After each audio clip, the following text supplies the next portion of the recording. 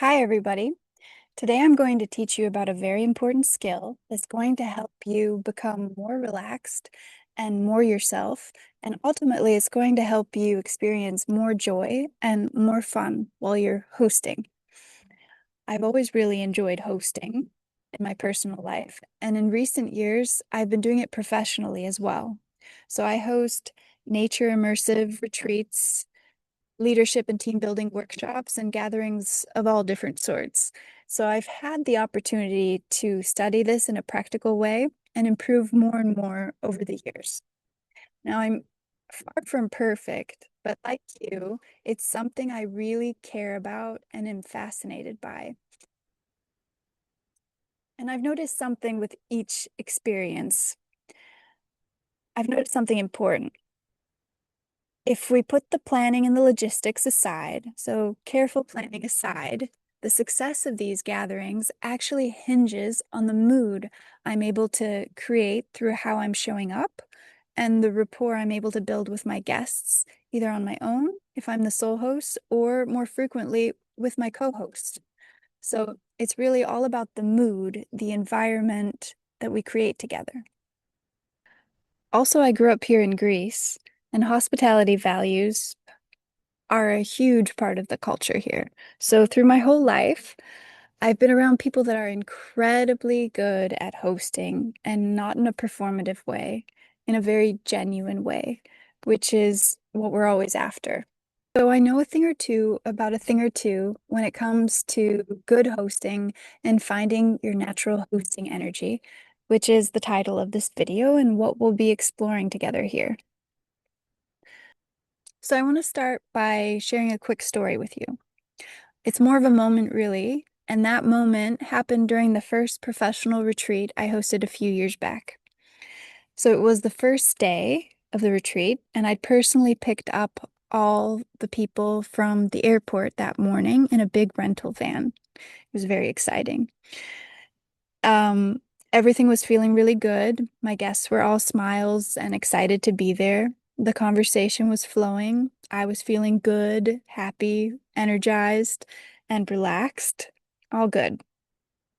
So we arrived at the venue for that afternoon and evening, which happened to be on my family's property. We were hosting the very first welcoming meal where everybody was just going to sit around a nice big table with delicious food and get to know each other and just relax before the more demanding mountain climbing day the next morning. So we arriving there, I had a bunch of things to think about, like little details about the food and just communicating with my small team that was helping me prepare everything.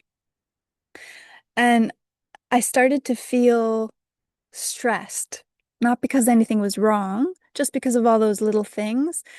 And mostly looking back, it was because I was so concerned that people kept feeling good and comfortable.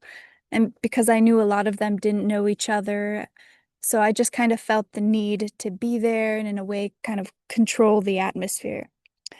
And although I thought I was being really good at not showing it, I tried not to show the stress. It must have shown because in that moment, one of my guests and actually a friend of mine, Romy, she pulled me aside and she just gently said to me, Maria, if you start having fun again, everyone else will too.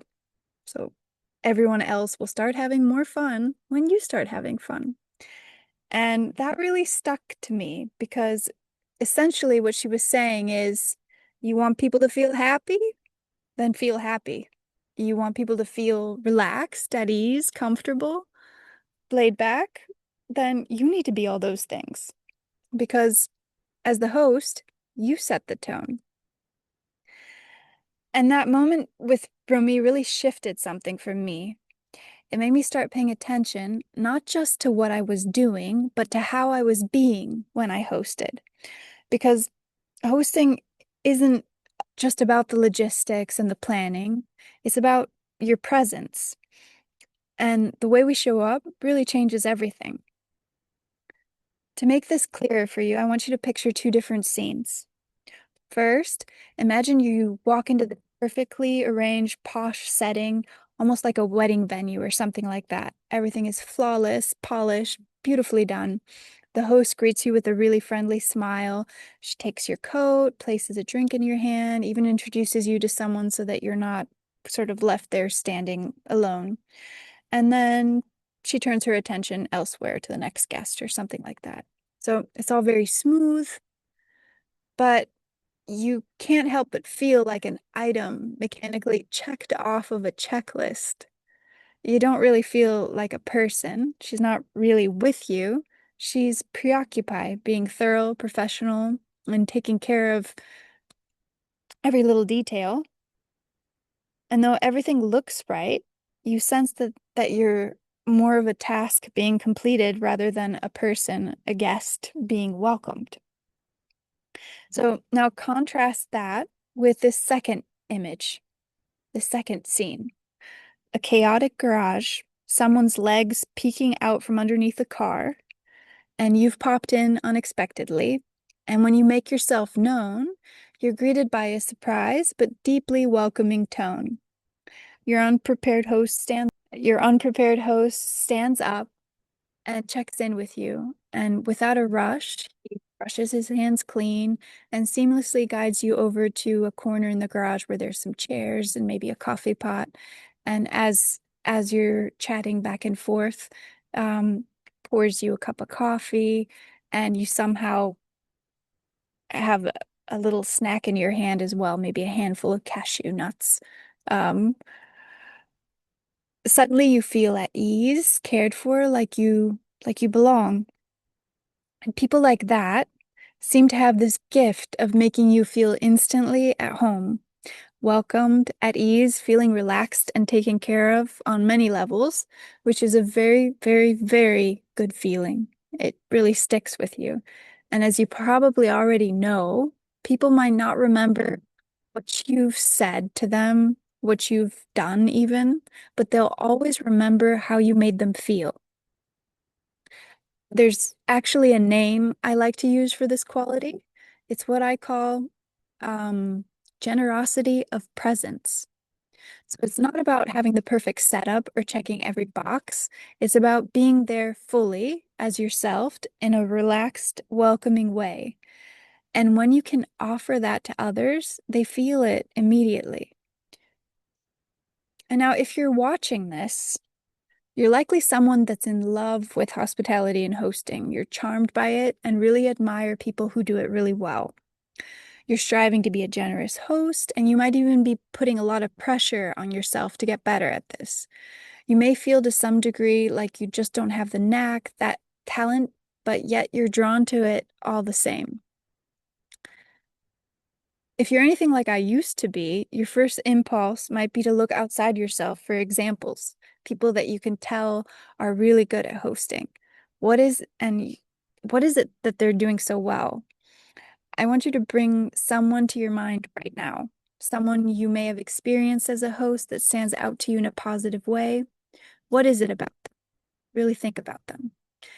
And you might even start to wonder, is this something people are born with?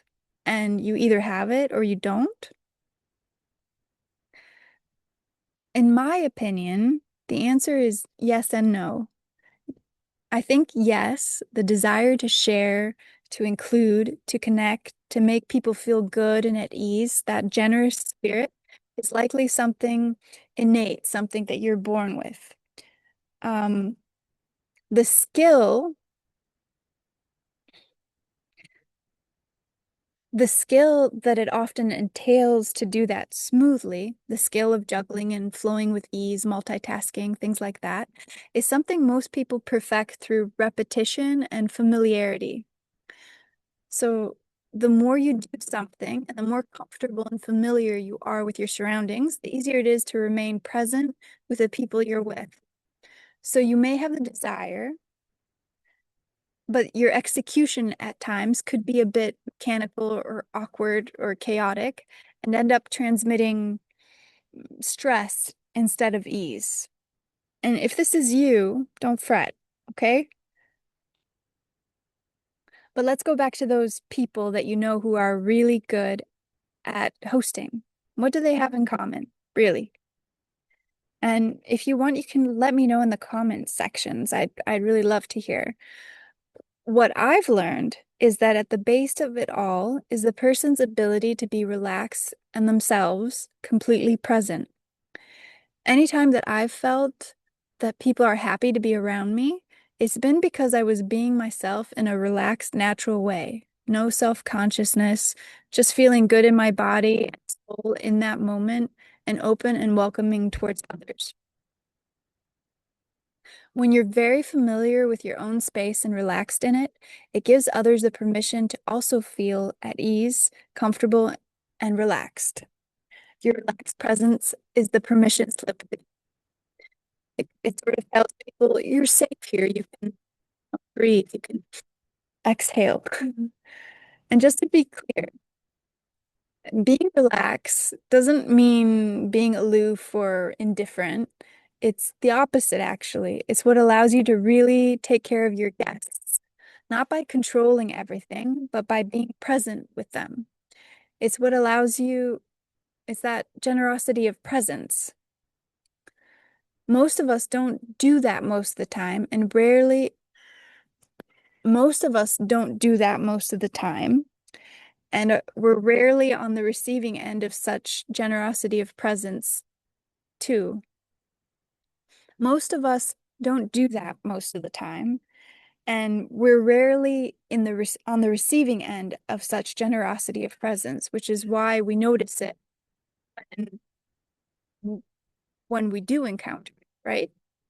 I think it's this overlooked skill, cultivating generosity of presence through action, who you are and how you show up, how you move through your life and your gatherings, the energy you bring.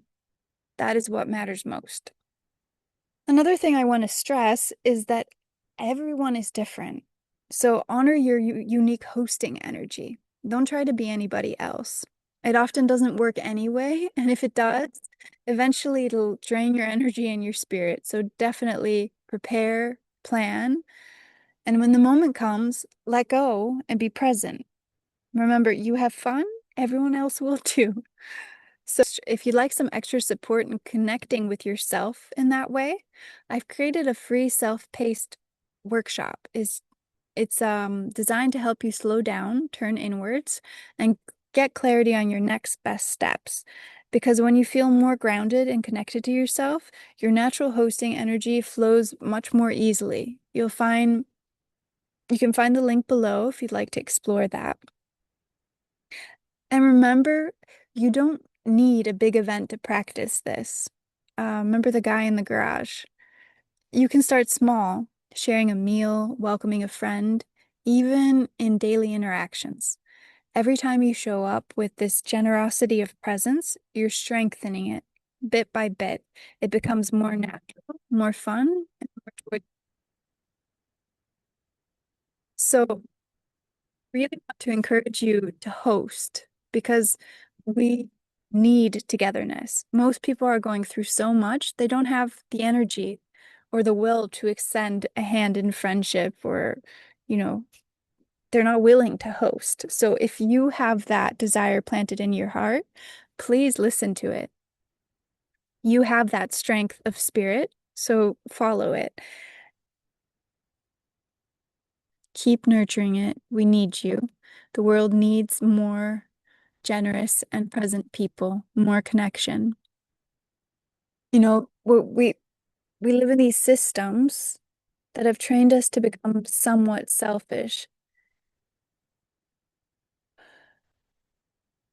So, yeah, I'm just saying we need you. I'd love to hear your comments if you have any. And check out the free workshop below if you're interested. And I'll see you there. Otherwise, I'll see you in the next video.